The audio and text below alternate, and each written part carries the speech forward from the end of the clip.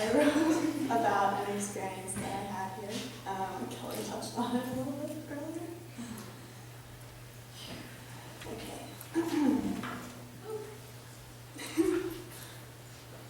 Walking through the A-frames, over the bridge, crunching through the snow of the big field.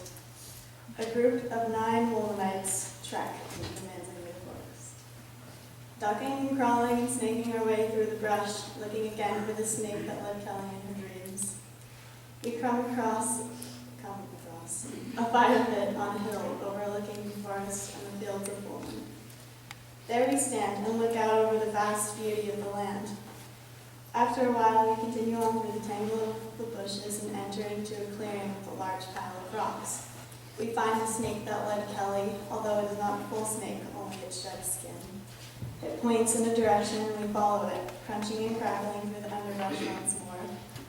The snow is soaking through my boots and the tips of my fingers are frozen, but I barely notice the discomfort. All my attention is focused on the crisp snow of winter in my nose and the deep red of the manzanita and the smoky green of the leaves and pine needles surrounding me.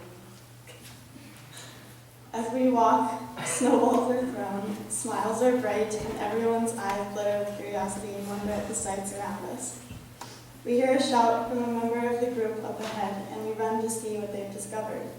A home, or what once was a home, to a student lies before us. A tape player lies in the mud, and a pair of old speakers drowns in the puddle. Pieces of tarp dangle from old string on the branches of the trees, and roofing materials scattered around.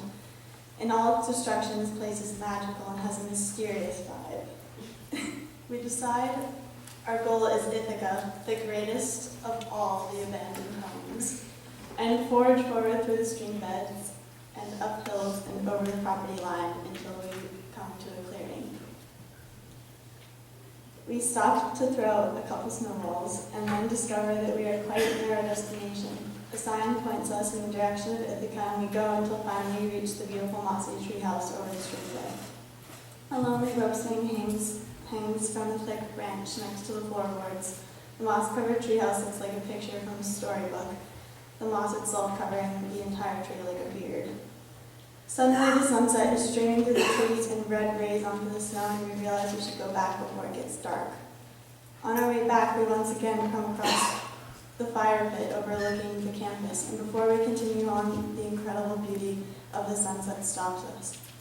It is like no sunset I've ever seen before. The colors are some that I never thought could exist in a sunset. Seafoam green along the line of the hills. The sun was the brightest red, and its rays were every warm color in the color scheme, including purple and bright blue. I had the idea to bend over and look at the sunset upside down, and the view was even better. The sunset now looked like the ocean, and I was flying above it. I looked around me at the others, and they were all doing the same thing. Just a group of Woolmanites shoving their butts up to the sky and looking at the sunset upside down because it looked cooler that way. We didn't really care how silly we looked. We just wanted to enjoy the beauty of one of the most beautiful things I've ever seen.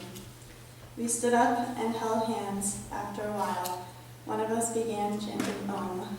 We all joined in, singing and hugging and experiencing the pureness of that moment. And I knew right then that this was the spirit of Woolman, and this